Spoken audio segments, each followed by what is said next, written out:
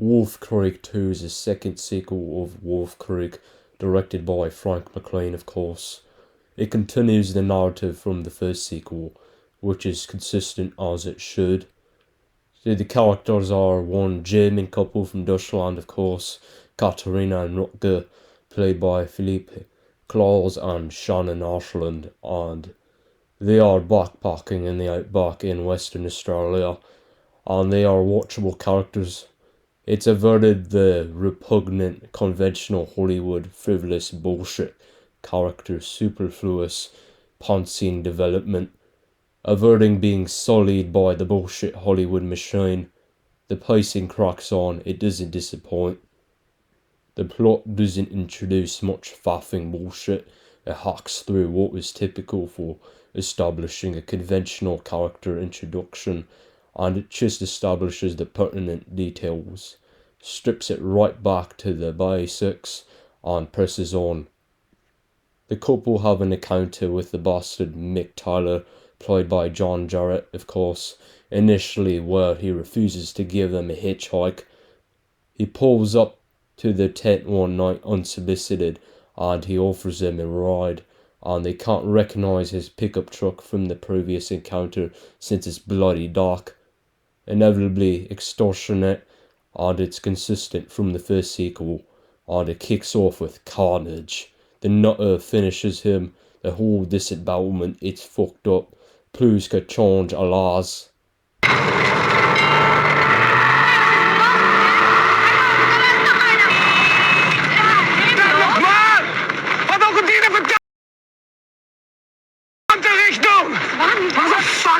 Genau mit dem Blödmann sind einfach davon gerastet. What's wrong with you people? You're afraid to stop or something? Royal Katarina is petrified in the tent, just watching, and that part of the plot winds you up, boils your piss as to just how unrealistic that shit was.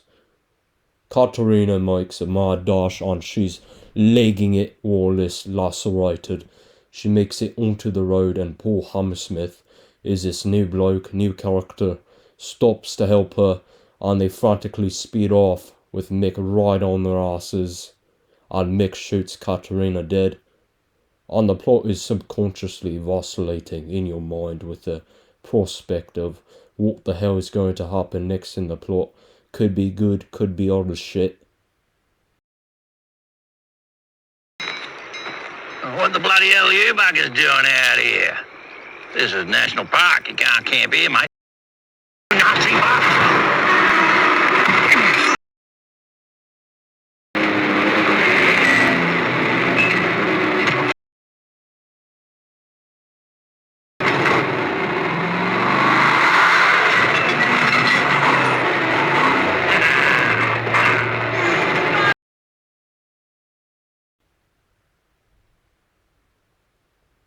The meandering of the plot is solid. It seems predictable, but it really fucking isn't. And in hindsight, that's the end of those two characters. They don't ever get mentioned again for the rest of the film. They are extirpated. No bullshit incessant characters. The plot spits in the wind and sees which way the wind is blowing, and it's bang on. The following day, Paul encounters Mick Tyler in a freight truck, and who's racing against Paul's ass in the desert.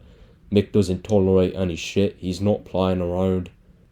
Paul wakes up in Mick's dungeon tied to a chair, and they have banter, and Paul is attempted to properly get on, for fuck's sakes.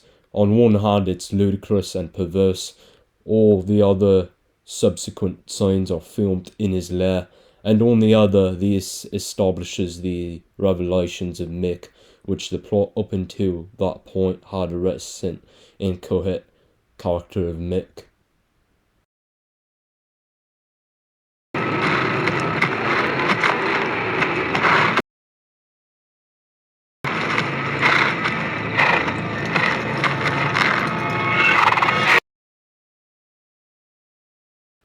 Mick subjects Paul to a fucking quiz with 10 questions on Australian culture and history, and for every question he answers wrong, he gets the bloody grinder to the finger. Paul is using the psychopath method. He has skin in the game during the trivia. It's pure masochism. Paul manages to knock Mick out and escapes. I hate that fucking song. Good, I see. Hey, who's good? Fucking big butch lesbian standing astride Sydney fucking heads or something. For the ending scene, he wakes up in the middle of the town and police get to him. From the title cards, it states Paul's claim of a deranged bastard in the outback is unlikely, and Mick gets away. Another one bites the dust. The sequel's plot is a proper volatile follow-up. It's oblique as to what the hell the plot is. Characters thoroughly done.